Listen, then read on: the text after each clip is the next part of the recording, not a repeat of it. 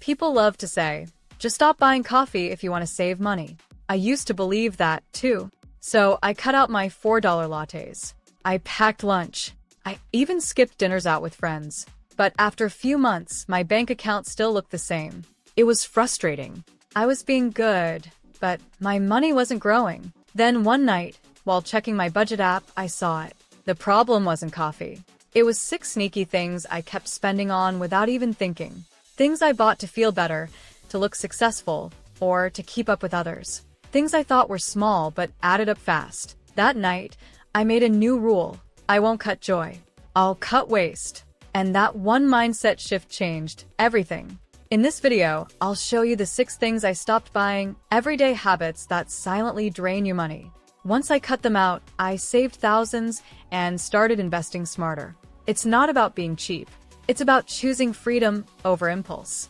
And trust me, none of these cuts hurt. In fact, they made life better. Number 1. Identity-based purchases. One day, I looked at my bathroom shelf and realized something weird.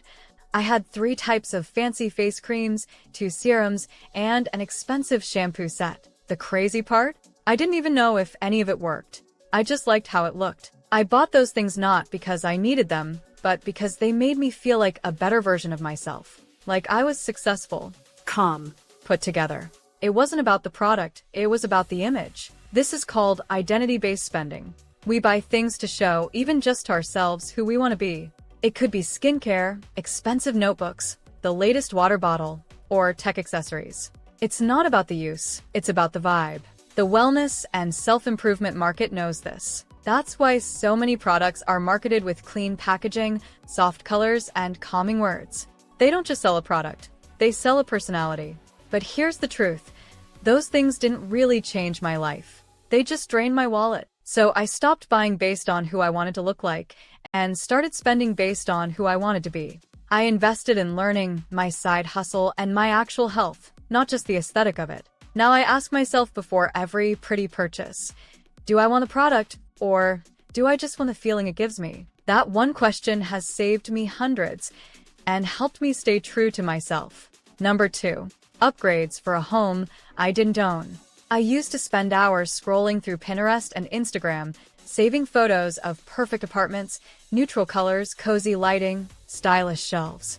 Then I'd go on Amazon and buy things to try to make my small rental look like those pictures. Bar stools, fancy storage bins, mood lighting, a gold desk lamp I didn't need. All in all, I spent over $1,000 in 1 year on aesthetic home upgrades. But here's the thing, I don't own my place. I rent, and I've moved 3 times in the past 2 years. Most of the stuff didn't even fit in the next apartment. Some of it broke. Some just didn't match the new space. That's when I realized I was spending big money to decorate a place that didn't belong to me and wouldn't be mine for long. There's nothing wrong with making your home feel good, but I was overdoing it, chasing a picture-perfect look instead of real comfort. I was spending for style, not stability. So I stopped buying trendy home items and started focusing on what really mattered: a clean space, smart storage, and things I could take with me anywhere.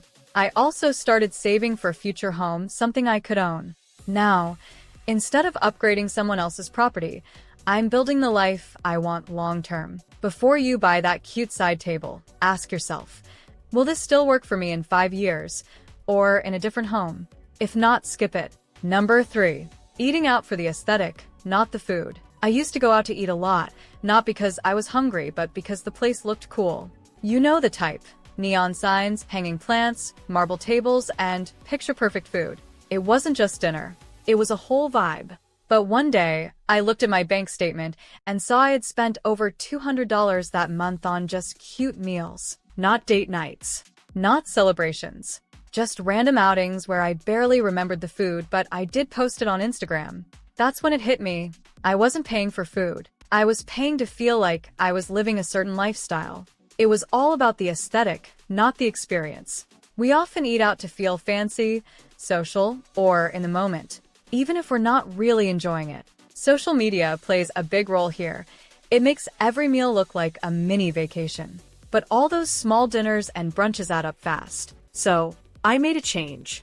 I still go out, but only when it really means something, like catching up with a close friend or trying a new spot I'm actually excited about.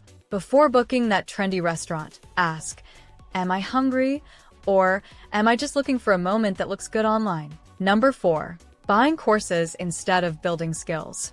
Last year, I bought 4 online courses. One was about marketing, one about building a business, and the others were on productivity. I spent over $800. The funny part?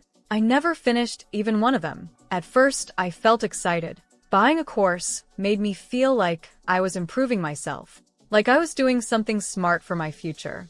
But over time, I realized something important. I was collecting knowledge, but not using it. This is a trap many of us fall into. We buy courses because we want to grow, but then life gets busy. We put the course off. Then we see a better one and buy that, too. It's like we're chasing the feeling of progress instead of the real thing. This is called info product paralysis. You keep learning but never doing, and that doesn't build skills or income. So I made a rule: no new courses until I finish and apply one I already bought.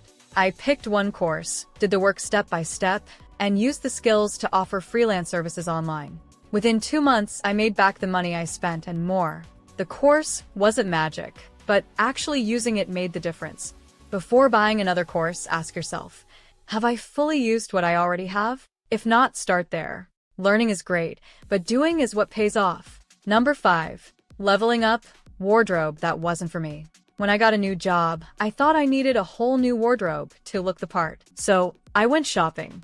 Blazers, button-up shirts, leather shoes, things I imagined successful people wore. It felt like I was leveling up. But after a few weeks, those clothes just sat in my closet. My new job was actually casual. People wore jeans, sneakers, and hoodies. I felt uncomfortable in my boss outfits, and I ended up wearing my old clothes anyway. That's when I realized I wasn't dressing for me. I was dressing for an idea. I thought buying fancy clothes would make me more confident, more professional, maybe even more respected. But it didn't. It just cost me a lot of money.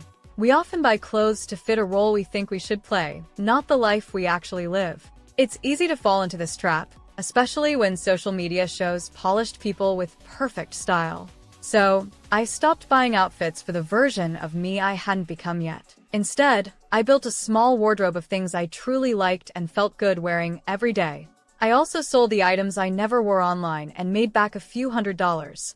Before you buy that level-up outfit, ask yourself, do I need this for my real life, or for the version of me I'm trying to impress others with? Number 6. The latest tech that solved no problem. I used to think that buying the newest tech would make me more productive.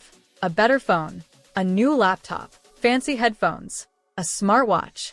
Every time something better came out, I wanted it, even if the one I had was still working fine. I told myself it would help me focus, stay organized, or work faster. But the truth? I was just chasing that new gadget feeling.